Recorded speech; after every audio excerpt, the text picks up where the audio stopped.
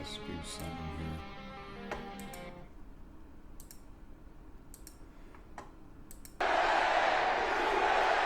I never watched this kind of shit. I don't pay attention to mainstream stuff or politics or any of the narrations. Well, thank you very much, Erie. We love Erie. We've been winning Erie right from the beginning. But it automatically started playing. Erie used to be a Democrat stronghold until we came along. So I want to talk about something after I let the narration settle. Republican, it's a Trump stronghold. We love Erie. We love you people, hardworking people. I'm thrilled to be back in the beautiful Commonwealth of Pennsylvania with thousands of proud, hardworking American patriots. For 7 years, you and I have been fighting side by side to rescue our nation from the sinister forces who truly hate it and want to destroy it. And some of those are from within. We do know that. We do know that. Now we're approaching the most important battle of our lives. With your help, we are going to win the Pennsylvania primary very easily, actually. And we're going to evict crooked Joe Biden from the White House. We're going to take back our country, and we're going to make America great again.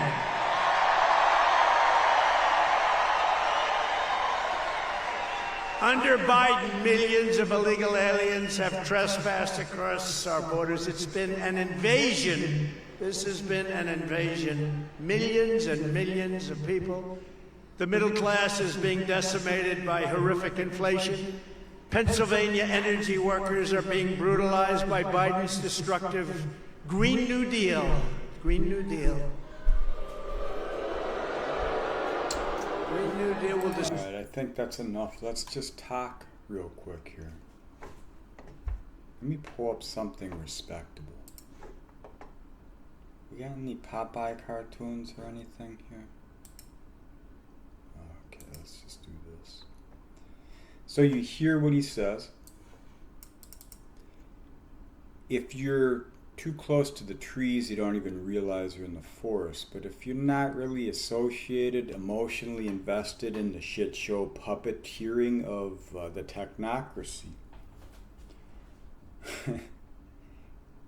then you can understand and see the Hegelian dialectic playing out. Problem, solution.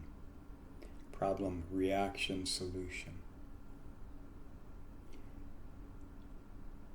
A lot of people are brainwashed because they're in the subjective tow of the wake of whatever they're doing, their society, their culture, their obligations, their duties, the traditions, all these things. One side is destroying the country, playing the bad guy, and the other side is playing the savior. So the purity of tradition, the purity of what we stand for is being safeguarded on one end, and then the destructive aspect of the Uranian change, the Aquarian times, a counterpole, a focus point for Black Moon Lilith energies to rise within us. The repression among people has been pinged on the other side. What this does, it just creates a dynamic where people get tired of something and then they respond through emotion. They're easy to control, they're easy to corral, they're easy to maneuver. When you're in your emotions, you can't see the whole spectrum, you can't see the entire playing field because you're emotionally invested. A lot of smart people get pulled into their emotions. And the other people that are intelligent are usually, they've subdued the emotions, so they don't really feel any optimism for any results, so they just don't give a shit. That's kind of where I am. Even though I should, because whatever happens is going to affect me. But ultimately, I affect me most. I can't change 70% of the people's minds, nor would I even try. 30% of us are awake. We can see all this shit. What does that 30% do, you know? Maybe only 10% actually care about the terraformation of this earth through societal programming. 10% want to burn it all down. They just want to get away. And then the other 10% are looking for liberation.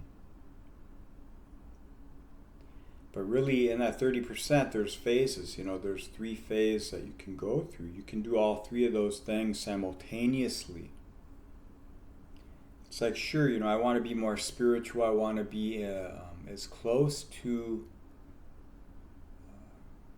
godly as I can be, but I'm not going to sacrifice the gift of life for that. I am going to take it as it comes through the cultivation of living from the heart, or trying to.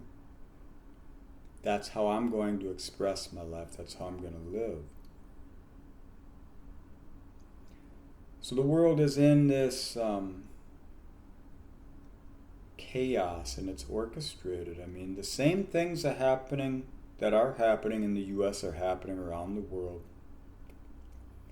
The expression's slightly different, but you know, you take people from disparate locations and desperate situations, and you flood them into places where people have become content, and the kings and queens within them, the fire has been dulled, numbed out. So then you got these people living on the edge from third world countries, second world countries, where they have this sharp passion to live.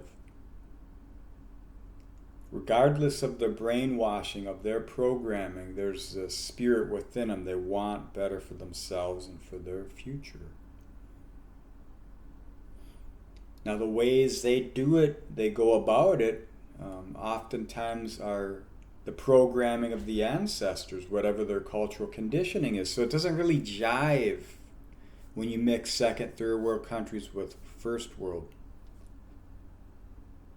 What does it do? It divides people. It makes people more open to dictatorship, to righteous indignation, to fascism.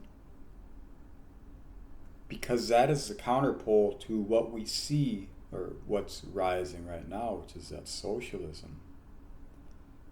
I try not to get hung up in terminology and all the shit of, you know, that people use as a language to describe what's happening.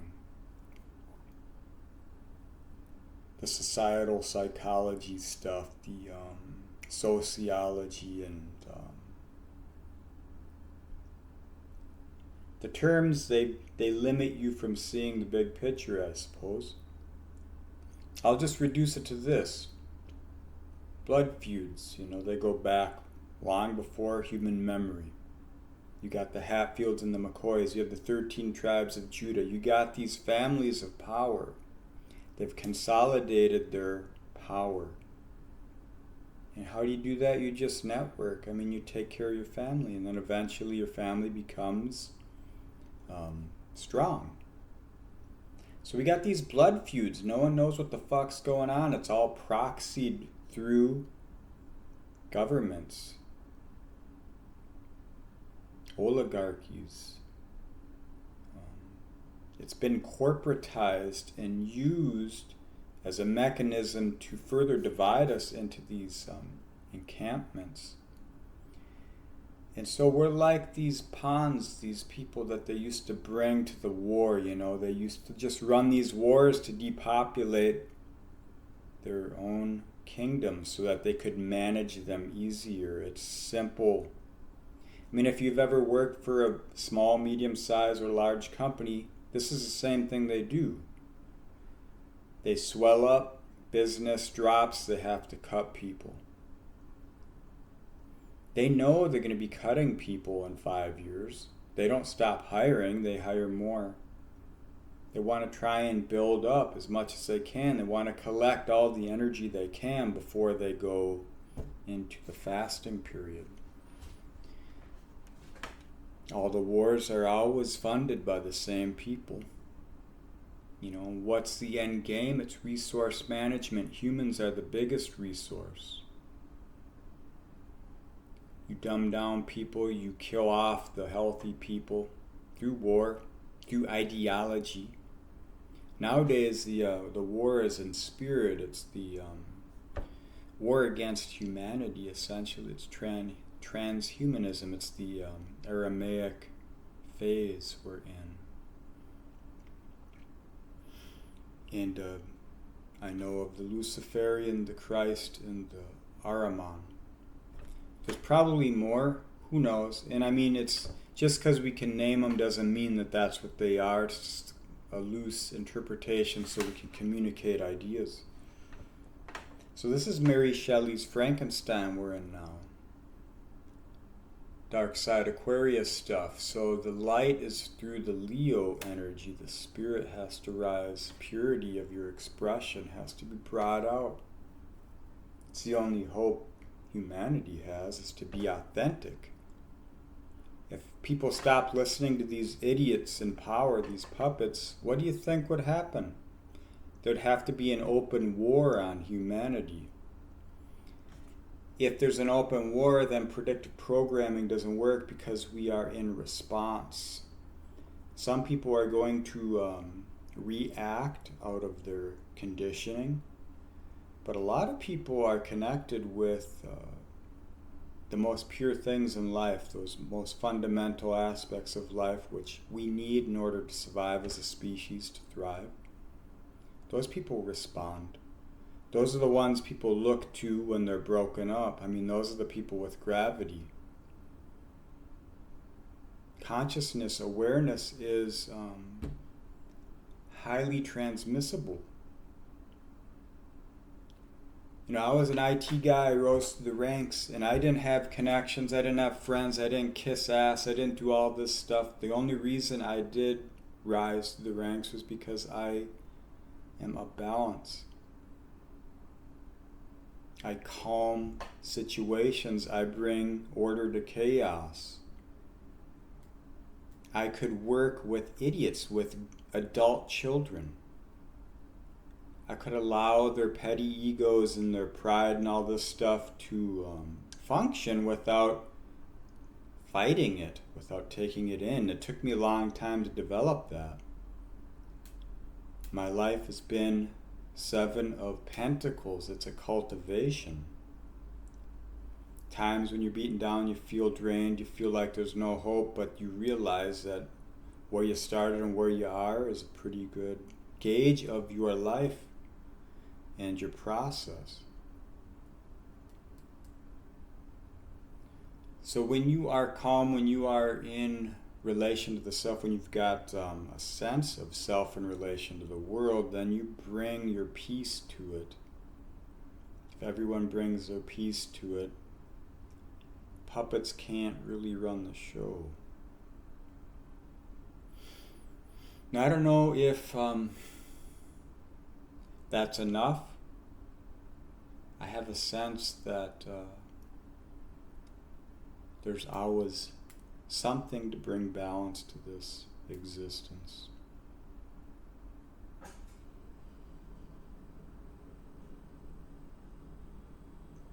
You can see it objectively and you can live it subjectively.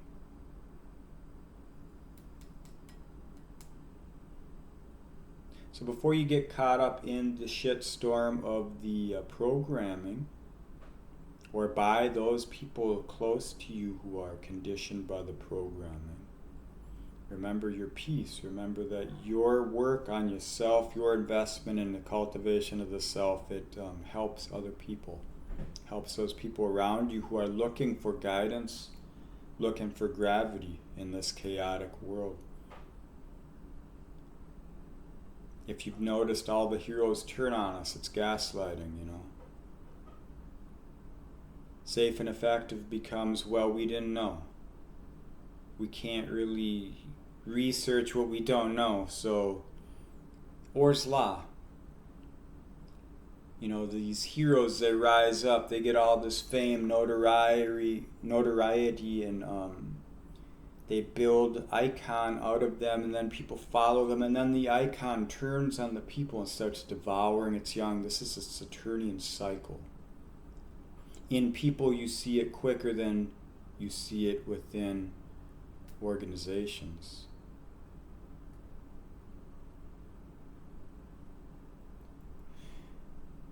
It's good to call things in terminology of the day, but remember the terminology is static. It's just part of something dynamic. It's more than you think it is. It's bigger than you think it is.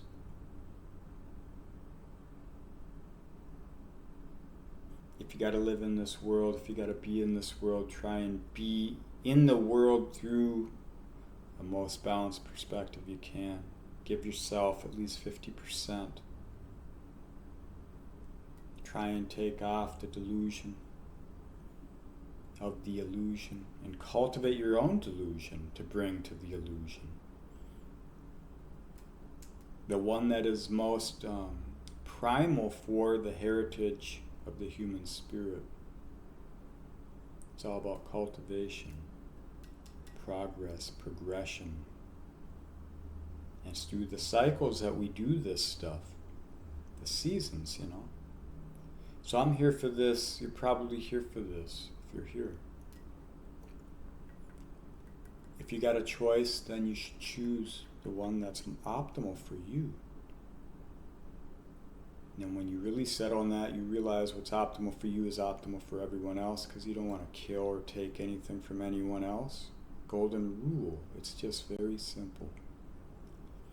If you can't be your optimal expression, are you living in the golden rule? Are you living in reciprocity with this world? Is the world balanced? Is it giving you what you need? If not, why?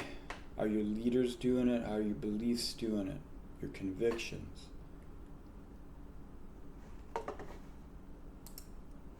All right.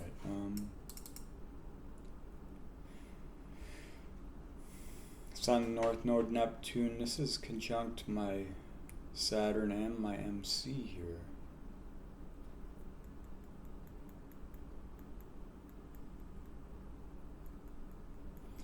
I'm trying to bring the heritage of human spirit to realization through my awareness, and by doing that, I'll express it. My words, if you listen to them, maybe they'll touch something within you and you'll ignite that same spirit within yourself. Or maybe you already did and now you have a realization of the words.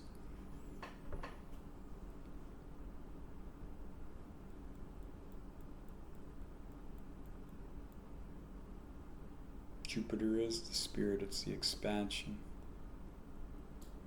The air and the fire, you know, it grows through that. It might be temporary, but when it grows enough within yourself and you can create foundation, that's something to burn for future flames, you know. What is the dream? What is your dream? This world's falling apart, you might as well shoot for it. You got nothing to lose, essentially. Alright, well, that's all I wanted to say. Thanks for watching, listening, and being.